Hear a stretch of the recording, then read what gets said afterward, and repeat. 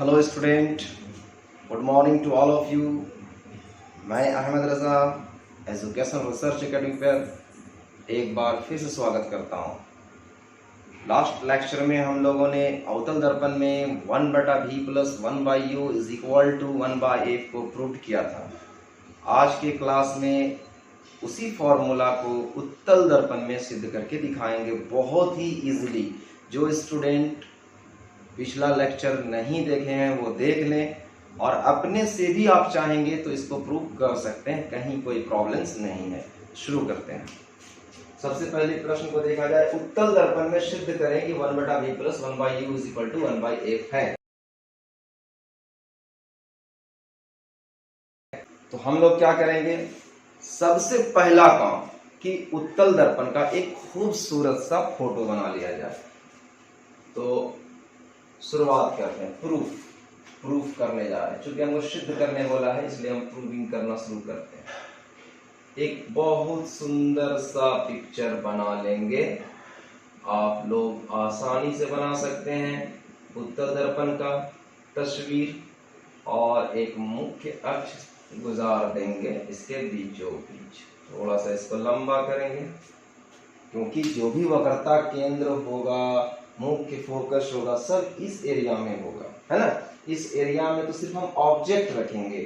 अब आइए, आप देख रहे हैं उत्तल दर्पण का जो तस्वीर है ऐसा होता है, तो परावर्तक सतह तो ये ना हुआ बाबू। हम कभी भी वस्तु को कहाँ रखेंगे, देखिए कभी भी वस्तु को इस पर रखेंगे। इस पर तो हम कभी रख नहीं सकते हैं। आईना के पीछे हम खड़े होते हैं क्या? जब भी खड़े होंगे तो हम कहाँ खड़े होंगे अपने तस्वीर को देखने के लिए? आईना के सामने। तो दिस इज आईना, दिस इज परावर्तक सतह। तो ऑब्जेक्ट को हम जब भी रखेंगे बाबू तो यहाँ रखेंगे सामने में। तो सबसे पहला काम, इसका नाम दे दीजिए, क्या है? पोल है। आप यहाँ सेंटर ऑफ कर्वेचर मान लीजिए इस दर्पण का, और यहाँ इसकी जगह मुख्य फोकस मान लीजिए। तनिक भर भी दिक्कत नहीं होगी, मोहब्बत के साथ आप क्लास कीजिए, बहुत मजा आएगा। अब ये आपने एक ऑब्जेक्ट रख लिया, वस्तु रख लिया। ऑब्जेक्ट मतलब होता है वस्तु, वस्तु को हम रख रहे हैं। वस्तु की जगह तुम भी खड़े हो सकते हो, कोई वस्तु रख दो, तुम खुद खड़े हो जाओ, देखो क्या सिचुएशन बनता है उत्तल दर्पण में। तो अब मैंने एक ऑब्जेक्ट रख दिया। अब यहां से प्रकाश की किरण समानांतर गई, किसके समानांतर गई? मुख्य अक्ष के समानांतर गई। जैसे ही समानांतर गई तो निश्चित तौर पर परावर्तित होगा। परावर्तन का तो होगा ना घटना जी। तो परावर्तन क्या होगा? ऐसे पास हो जाएगा, कभी होगा? बोलो। हमारा जो तस्वीर बनता है उत्तल दर्पण में वो काल्पनिक बनता है, लेकिन जहां से जो प्रकाश की किरण परावर्तित होगी वो इधर जाएगी परावर्तित होकर। लेकिन मात्र हम लोग इसको क्या करेंगे? प्रतीत करवा के एफ में सटा देंगे। समझ में आएगा? अब क्या करेंगे? दूसरा किरण को मुख्य अक्ष से कुछ कोण पर वक्रता केंद्र में सटाने का प्रयास करेंगे। तो चूंकि ये तो बाबू परावर्तक सतह है, पॉलिश किया हुआ है, तो कभी इधर किरण नहीं आएगी। ये हम सिर्फ कल्पना कर सकते हैं, आभास कर सकते हैं, प्रतीत करा सकते हैं। तो डॉटेड करके हम प्रतीत करवा देंगे इसको। लो भैया, आप भी प्रतीत हो जाइए। अब देखेंगे कि इन दोनों शाखा का कटान कहाँ पे हुआ है, कटिंग कहाँ पे हुआ? इस बिंदु पर कटिंग हुआ, तो ये कटिंग हुआ, तो ये क्या बन गया? प्रतिबिंब बन गया। किसका प्रतिबिंब बाबू? ए बी का प्रतिबिंब बन गया। क्लियर है? अब देखने में तुमको लग रहा होगा ए बी कितना बड़ा और ए डैश बी डैश कितना बड़ा। तो उत्तल दर्पण का तो यही खासियत ही है कि बड़ा बड़ा जो गाड़ी आती है उत्तल दर्पण के सामने, इतना छोटा सा उत्तल दर्पण में पूरे गाड़ी का हर पार्ट दिख जाता है।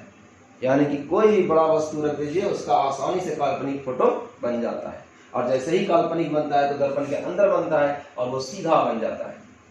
अब हम लोग को करना कुछ नहीं है, थोड़ा सा नाम लिख दीजिए इसका। एक्स वाई है, एक्स वाई रख दीजिए, ठीक है। अब नोमिनेट कर दीजिए सर। तो हम लोग जानते हैं बाबू कि पी से ए के बीच की दूरी को क्या कहते हैं? यू कहते हैं। इसमें कोई बहुत बड़ा टेंशन की बात नहीं है। पी से सी के बीच की दूरी को क्या कहते हैं? आप ही लोग बताइए। पी से सी के बीच की दूरी को क्या कहते हैं? आर कहते हैं। इसमें कौन बहुत बड़ा बात है? कोई बात नहीं है। पी से एफ के बीच की दूरी को क्या कहते हैं? छोटी एफ कहते हैं। पी से प्रतिबिंब ए डैश नाम दिया, सॉरी। पी से ए डैश के बीच की दूरी को क्या कहेंगे? भी कहेंगे। और क्या कहेंगे? कोई टेंशन नहीं है। थोड़ा सा फिगर आप लोग साफ साफ बनाएंगे, क्लीन करके। अब थोड़ा सा कुछ लैंग्वेज लिखना है तो आप लोग लैंग्वेज लिख लीजिए। माना एक्स वाई एक उत्तल दर्पण है। एक्स वाई एक कौन सा दर्पण है बाबू? उत्तल दर्पण है जिसके सामने यानी उत्तल दर्पण के सामने हम क्या रख रहे हैं, ए बी एक वस्तु को ही अंग्रेजी में क्या कहते हैं, ऑब्जेक्ट रखा गया है। ये सब आप लोग साथ साथ भी लिखें, कोई दिक्कत नहीं, कुछ नहीं, कोई नया बात नहीं। हम लोग मान लिया कि एक उत्तल दर्पण है जिसके सामने ए बी एक वस्तु रखा गया है। अब रखा गया है बाबू, इसका कैसा प्रतिबिंब बना, देखो काल्पनिक सीधा और वस्तु से छोटा बना है, जिसका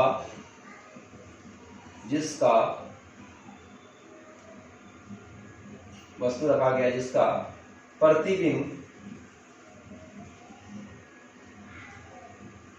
दर्पण के अंदर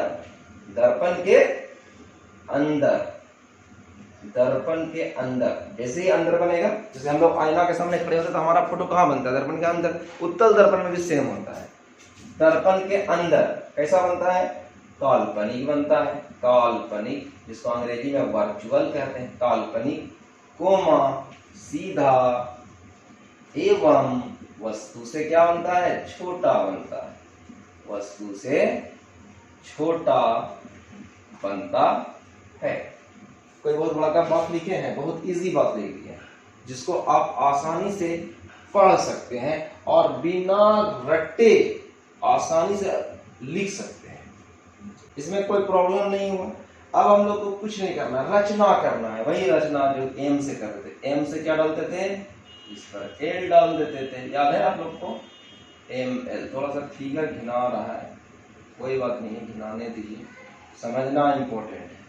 एम एल लंब डाल दिए तो रचना है। रचना क्या कर रहे हैं हम लोग, रचना किए हैं कि हम भैया इस पे एम एल लंब डाल दिए हैं, परपेंडिकुलर डाले हैं। किस पे डाले हैं, आप पीसी भी लिख सकते हैं, एसी भी लिख सकते हैं, कोई गुनाह नहीं है, आपके पास दोनों ऑप्शन है। हाँ, एफसी नहीं लिख सकते हैं, एफसी इसलिए नहीं लिख सकते हैं क्योंकि आप कभी भी जिसको जब डाल रहे थे पूरा नाम लिखे ताकि उसके बीच में गिरना चाहिए, है ना।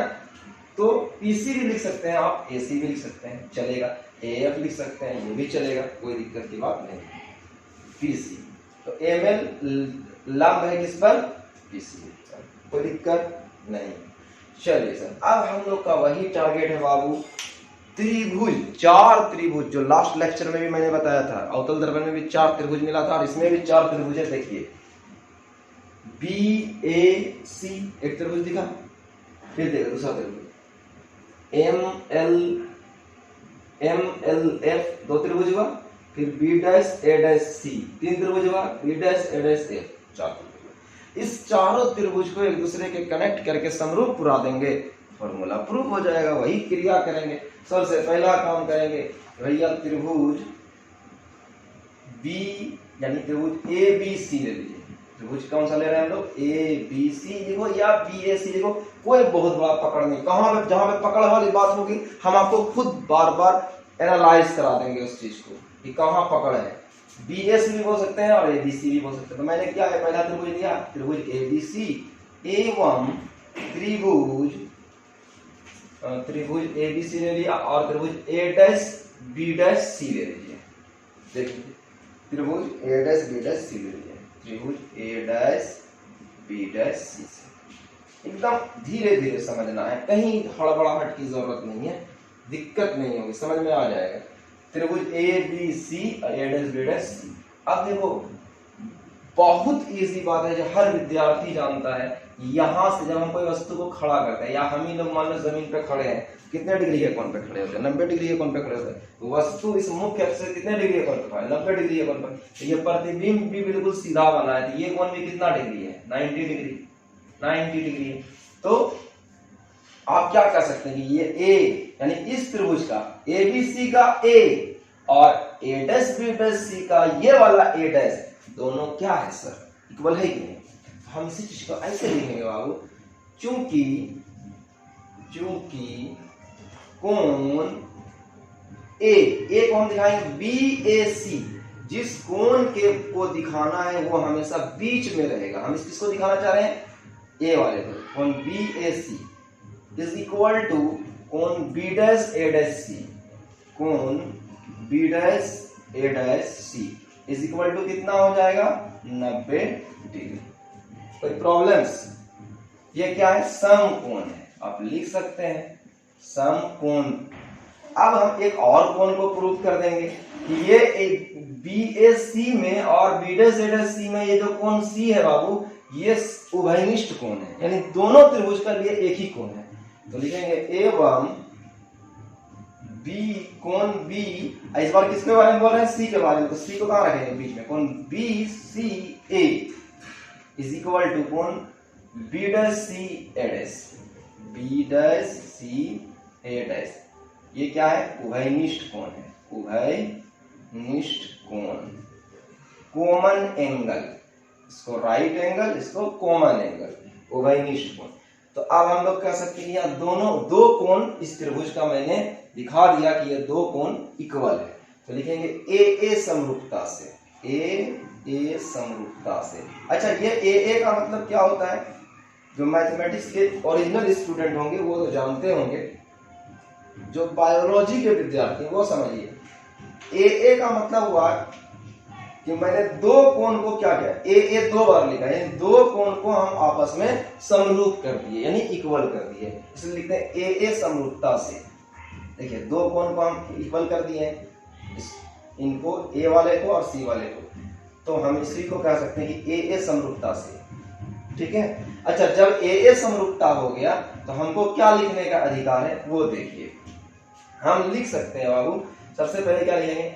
AB। अच्छा, जब AA समरूपता से हम लिख सकते हैं कि त्रिभुज ABC समरूप है त्रिभुज A', B', C के।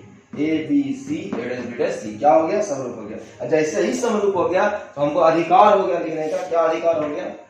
AB बटा A', ये सब हो चुका है, इसलिए हम ज्यादा इस पे नहीं बोलेंगे। जो नहीं किया है क्लास, पीछे क्लास करो, क्यों लिखा, कैसे लिखा, ये सब लेक्चर हो चुका है। AB बटा A', और AC बटा A', लिख सकते हैं बाबू। ये सब समरूप त्रिभुज का हम तरीका बाबू बता चुके हैं पहले ही, जो नहीं किए हैं वो कर ले। AC बटा A', AB बटा A', ये सब सिचुएशन से आ रहा है, क्यों लिखा, कैसे लिखा, ये सब तरीका मैंने सिखाया हुआ। ये हो गया काम। अब हम लोग को करना क्या है? अब दूसरा त्रिभुज लेंगे। दो त्रिभुज का काम हुआ, अब दो त्रिभुज बचा है। कौन कौन बचा? MLF और B', A', ये दो त्रिभुज पे काम करेंगे, कहानी समाप्त। अब देखिए, अब त्रिभुज MLF एवं त्रिभुज B', A', से क्या दिखाना है आपको? सबसे पहले हमको दिखाना है कोण MLF, L को दिखा रहा है 90 डिग्री, देख लो 90 डिग्री दिख रहा है, और फिर B', A' है, कोण B', A', देखो ये भी 90 डिग्री, ये भी 90 डिग्री हो गया। क्या है? समकोण है। अब देखिए, एवं, ये हो गया एवं। अब क्या करेंगे? ये वाला कोण, जो कोण F है, इस त्रिभुज के लिए भी उभयनिष्ठ है और इस त्रिभुज के लिए भी उभयनिष्ठ। देखो MLF, इसके लिए भी A', B', इसके लिए भी उभयनिष्ठ है, यानी दोनों त्रिभुज के लिए एक ही कोण है, कोण F है। तो लिखेंगे एवं कोण M, इस बार F के बारे में बोल रहे थे, F को कहां रखेंगे? बीच में। MFL बराबर कोण B', A', क्या है बाबू? उभयनिष्ठ कोण, उभयनिष्ठ कोण, उभयनिष्ठ कोण हो गया। अब क्या करेंगे? दोनों आपस बराबर कर लिया, फिर वही बात AA समरूपता से, इसलिए AA समरूपता से, तो फिर वही बात, दोनों त्रिभुज समरूप हो गया। त्रिभुज MLF समरूप हो गया किसके? त्रिभुज B', A'। अच्छा, ये चिन्ह जो है समरूप का है। हाँ, चलिए समरूप हो गया। अब क्या करेंगे? फिर वही सिचुएशन आया, ML बटा B', A', ML बटा A', B' लिखो या B', A' बराबर ML बटा A', B' बराबर LF बटा A'। अब ये सब हम लोग सीख चुके हैं पहले ही। अच्छा, अब गौर से देखिए, ML का जो हाइट है वही AB का हाइट नहीं है। क्यों? क्योंकि यहाँ समानांतर है, बिल्कुल कट के आया है। तो ये यहाँ से यहाँ तक का जो AB का जो ऊंचाई है वही ऊंचाई किसका है, ML का। तो क्या हम लिख सकते हैं कि ML बराबर AB, तो लिख लेंगे क्योंकि ML किसके इक्वल है, AB के जैसा है। तो ML के जगह में हम क्या लिख सकते हैं, AB बटा A'। अब तुम सोचोगे सर क्या मजबूरी हो गई ऐसा लिखने का, तो मजबूरी अभी तुरंत पता चल जाएगा कि हम ऐसा क्यों लिखा। ये हो गया इक्वेशन नंबर 2। अब इसलिए ऐसा लिखा बाबू कि AB बटा A', यहाँ भी हो गया, AB बटा A', यहाँ भी हो गया। AB बटा A', इक्वल टू AC बटा A', AB बटा A', इक्वल टू LF बटा A'। जब ये दोनों बराबर है तो ये दोनों भी क्या होगा, आपस में बराबर होगा। तो अब हम लोग करेंगे समीकरण 1 एवं 2 से तुलना करेंगे। समीकरण 1 एवं 2 से, समीकरण 1 एवं 2 से हम क्या लिख सकते हैं, AC बटा A', AC बटा A' is equal to LF बटा A'। कोई दिक्कत, कोई दिक्कत नहीं। अब हम चाहते हैं कि इसको मिटा के साफ साफ लिखें ताकि आपको समझ में आए, पहले नोट कर लीजिए। तो आइए अब हम लोगों ने जो यहाँ तक निकाला है वैल्यू को, इस वैल्यू को हम कैसे यूज करेंगे देखिए। अब सवाल है कि P से A के बीच की डिस्टेंस मुझे पता है, P से C के बीच की डिस्टेंस पता है, P से F के बीच की डिस्टेंस पता है, यहाँ तक कि P से A' तक के बीच की भी दूरी पता है। लेकिन मजबूरी ये है कि हमको A से C की दूरी पता नहीं है, जो हमारे सामने क्रिएट हुआ। AC कैसे हम वैल्यू पुट करेंगे जबकि हमको मालूम ही नहीं है। तो हम लोग क्या करेंगे, मैथमेटिक्स का सही इस्तेमाल करेंगे और AC को कन्वर्ट वैसे वैल्यू में करेंगे जिसका वैल्यू हम लोग आसानी से जान रहे हैं। तो क्या करेंगे, AC को बाबू देखो हम यहाँ से यहाँ तक AC है, तो अगर हम AC को PA जोड़ PC लिख देंगे तो तुम लोग को कोई टेंशन होगा, बोलो। AC को अगर हम लिख दें PA जोड़ PC बराबर AC, कोई ऐतराज नहीं, सर मन है आपका लिख लीजिए। तो वेरी गुड, लिखिए PA जोड़ PC। फिर से देख लो बाबू, कहीं दिक्कत नहीं होना चाहिए। भैया AC है, AC को हम PA जोड़ PC। तो मेरा आत्मा अगर सवाल करेगा ऐसा क्यों करेंगे, तो ऐसा इसका जवाब ये होगा कि बाबू P से A के भी बीच की दूरी मालूम है मुझे और P से C के बीच की भी दूरी मालूम है, लेकिन A से C के बीच की दूरी मालूम नहीं है। तो हम डायरेक्ट इसका वैल्यू ऐसे वैल्यू में निकाले हैं जिसका मान मालूम है। एक चीज हो गया, डिवाइडेड बाई A', फिर वही सिचुएशन क्रिएट, A' का दूरी हम लोग को मालूम नहीं है, तो हम लोग वही काम करेंगे, P से C निकालेंगे और P से A' निकालेंगे। देखो यहाँ समझो, थोड़ा ध्यान से समझना। A', का बीच का दूरी निकालना है, तो A' वाले में हम क्या करेंगे कि A' ये हो गया है, यही निकालना है A'। तो इसको हमको निकालने के लिए क्या करेंगे, PA' को घटा दें, यानी PC को घटाएंगे किसमें, PA'। ये पूरे में जब E को घटा देंगे अपने निकल जाएगा AC, निकलेगा, नहीं समझे, फिर समझो। A' निकालना है, A से A' निकालना है, पूरे लिख देंगे PC, छोटका तो घटा देंगे तो बचेगा कौन, यही बड़ा का वेट है ना। तो हम लिख देंगे PC minus PA' is equal to, अब आइए LF पर। LF को हम क्या लिखेंगे, LF को कुछ नहीं लिखेंगे, बोले काहे नहीं लिखे, तो गलत बात है, LF का भी तो दूरी नहीं मालूम है, इसलिए नहीं लिखे क्योंकि हम अगला स्टेप में लिखने वाला है कि यदि दर्पण का द्वारक बहुत छोटा हो, जैसे ही दर्पण का द्वारक छोटा लिखेंगे तो L किसके नजदीक आ जाएगा, P के नजदीक, जो लास्ट लेक्चर में मैंने पढ़ा हुआ है, L P के नजदीक आएगा, P से F की बीच की दूरी मालूम है हमको, क्लियर हो जाएगा, इसलिए हम इसको नहीं बदलेंगे, इसका रूप वही रहने देंगे। आइए A', पर, तो A' का कहानी फिर वही है, तो PF माइनस PA' कर देंगे, हो गया कहानी PF माइनस PA'। फिर से नहीं समझे, फिर समझो, A' लिखना है बाबू, यहां से यहां तक PF, यहां तक PA', तो PF में PA' घटाएंगे तो P नहीं निकलेगा, हो गया काम। आप रख दीजिए वैल्यू, लेकिन वैल्यू रखने से पहले आप थोड़ा सा लिख दीजिए कि यदि दर्पण का द्वारक बहुत छोटा हो, यदि दर्पण का द्वारक क्या है, बहुत छोटा हो, हम एक भी बात नहीं छोड़ रहे हैं बोलने के लिए, छोटी से लेकर बड़ी तक बात बता रहे हैं। आप उसको बढ़िया से गहन दिमाग करके, कूल माइंड करके, शांति के साथ पढ़िए, बहुत समझ में आएगा। यदि दर्पण का द्वारक बहुत छोटा हो तो इस केस में हम क्या कहेंगे, एल पी के क्या हो जाएगा, काफी नजदीक होगा। हम हर स्टूडेंट को यही बोल रहे हैं कि आप तभी मेरा अगला वीडियो देखिए जब पिछला देखा हुआ हो, क्योंकि ये बिल्कुल जुड़ा हुआ है, एक दूसरे से कंबाइंड किया हुआ है। आप डायरेक्ट बीच में एंट्री करके देखिएगा तो कुछ भी समझ में नहीं आएगा, मजा नहीं आएगा, फिर फिजिक्स में वो फील नहीं आ पाएगा। एल पी के काफी क्या है बाबू, नजदीक है। जब नजदीक होगा तो बोलो एल जब पी के काफी नजदीक होगा तो हम क्या कहेंगे, एल एफ को क्या कहेंगे, एल एफ के जगह पे क्या कहेंगे, पी एफ, चूंकि ये तो नजदीक है, एल पी के काफी नजदीक है तो एल एफ को क्या कहेंगे, पी एफ कर देंगे। देखो एल जो है पी के नजदीक होता है, एल एफ बोलो या पी एफ बोलो, इट विल बी सेम। तो एल एफ के जगह हम क्या लिख सकते हैं, पी एफ। इसलिए अच्छा, इसको समीकरण 3 मान लीजिए, सही रहेगा।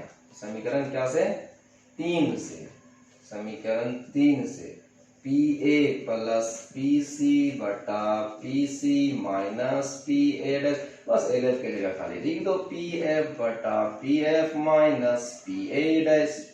मजा आए, बहुत मजा आएगा। बस थोड़ा सा ध्यान दीजिए, कहीं रटने की तो जरूरत नहीं पड़ेगी, इस बात का वादा हम आपसे लेते हैं। अगर सिर्फ क्लास को रेगुलरिटी कर रहे हैं तो कहीं दिक्कत नहीं होगी। पी ए का वैल्यू आप पुट करेंगे तो अब देखिए हम लोग समझदार हो चुके हैं, बड़े हो चुके हैं, आप 10th में नए हैं, बच्चे क्लास में नहीं है। पी ए है, अब आइए साइन कन्वेंशन को थोड़ा सा रियलाइज करा दें।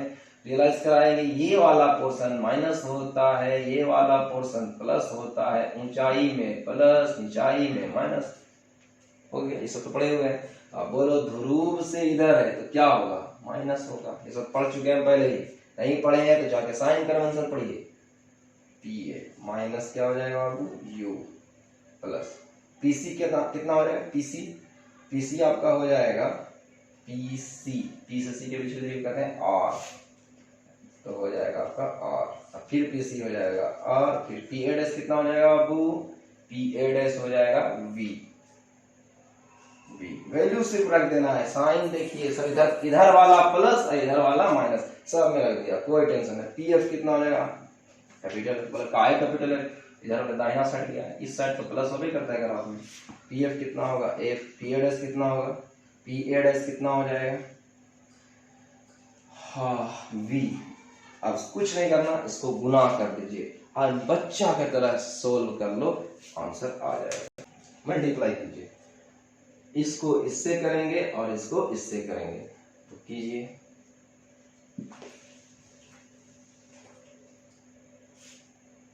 इसको इससे मल्टीप्लाई करेंगे और इसको इससे मल्टीप्लाई करेंगे, ये वाला इंप्लाइज दैट देंगे, माइनस यू प्लस आर को गुना किससे करेंगे, एफ माइनस बी से गुना करेंगे, इज इक्वल टू, इसको गुना करेंगे इससे, F into R minus B से गुना करेंगे ना। आप क्या करें, माइनस यू गुना एफ कितना होगा, बोलिए आप ही लोग, माइनस यू एफ, फिर माइनस माइनस प्लस यू भी, आर गुना F plus R F, plus minus minus R भी, एफ गुना आर एफ आर, फिर एफ गुना भी माइनस एफ भी। सबको उठा के एक साइड ले आइए। जैसे ही सबको उठा के हम एक साइड लाएंगे तो क्या हो जाएगा, minus U F plus U भी plus R F minus R B, plus वाला उठा के लाइए इधर, प्लस वाला लाइए तो क्या होगा, माइनस एफ आर, फिर माइनस वाले उठा के लाइए प्लस ए भी, इसका स्टूडियो देखो कुछ कट रहा है, आर एफ कट गया, आर एफ बोलो या एफ आर बोलो, एक ही चीज है, minus U F plus U भी। हाँ, इस जगह जो है आप लोग पिछले टॉपिक में फंसे थे बहुत लोग कि सर इस r की जगह 2f कैसे लिखेंगे, तो भैया आप ही बताओ, हम लोग नहीं पढ़े हैं कि r इज 2f, चाहे वो अवतल दर्पण हो या उत्तल दर्पण हो, मुझे ये हक है कि r की जगह क्या लिख सकते हैं, 2f। तो देखो इस r की जगह क्या लिखेंगे, 2f इंटू कौन है, v प्लस एफ बी, जिसका टू कितना 0, एफ भी यहाँ 2 पीस माइनस में, एफ भी यहाँ 1 पीस प्लस में, तो -2 में +1 करेंगे तो -1 बचेगा। What should be remaining part, minus U F plus U भी माइनस 1 एफ बी, इसका 2 0। जिसमें माइनस है बाबू उस पार करके उसको प्लस बना दो, कोई दिक्कत नहीं। जो प्लस है तो भैया इसको इसी पर रखिए, यू भी को इसी पर रखेंगे, इसको भेजेंगे उस पर, तो हो जाएगा आपका यू एफ, माइनस वाला फिर आएगा तो क्या होगा प्लस एफ भी। फिर हम लोग क्या करते थे, याद है आपको, यू भी एफ से दोनों तरफ भाग देंगे, तो लिख लेंगे दोनों तरफ यू भी एफ से भाग देने पर, तो दोनों तरफ यू भी एफ से भाग दे दीजिए, तो यू भी एफ से भाग दीजिएगा तो होगा यू भी बटा यू भी एफ, यू एफ बटा यू भी एफ प्लस एफ भी यू भी F, U F cancel, F भी कैंसल, यू भी कैंसल, तो बचा कितना देख लीजिए आप, 1 बटा एफ इज इक्वल टू 1 बटा भी प्लस 1 बटा यू। देख लीजिए, यही प्रूफ करना था अपने को, बिल्कुल आसानी से प्रूफिंग हो गया। हम बार बार बोलते हैं ईमानदारी पूर्वक पढ़िए, कहीं दिक्कत नहीं होगी, और उम्मीद करते हैं कि बिल्कुल 100% कॉन्सेप्ट क्लियर हो गया। जहां दिक्कत हो आप हमसे पुनः मिल लें, क्लास में भी मिल सकते हैं या फोन पे भी बात कर सकते हैं, और जहां समझने में दिक्कत हो रिपीट करके भी देखें, कहीं दिक्कत